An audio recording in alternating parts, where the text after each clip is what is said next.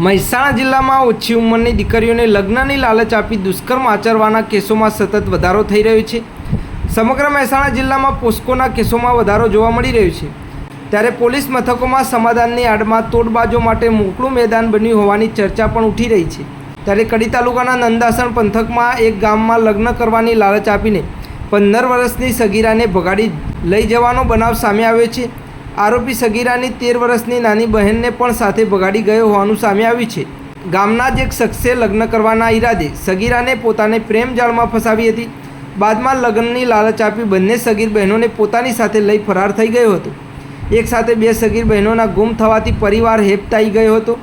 ઘટનાને લઈને માતાએ નંદાસણ પોલીસ સ્ટેશનમાં આરોપી વિરુદ્ધ અપહરણની ફરિયાદ નોંધાવી છે। પોલીસે ફરિયાદના આધારે આરોપી તથા બંને સગીર બહેનોની શોધખોળ હાથ ધરી છે। વધુ સમાચારને અપડેટ્સ માટે જોતા રહો online TV news Farooq Memon સાથે।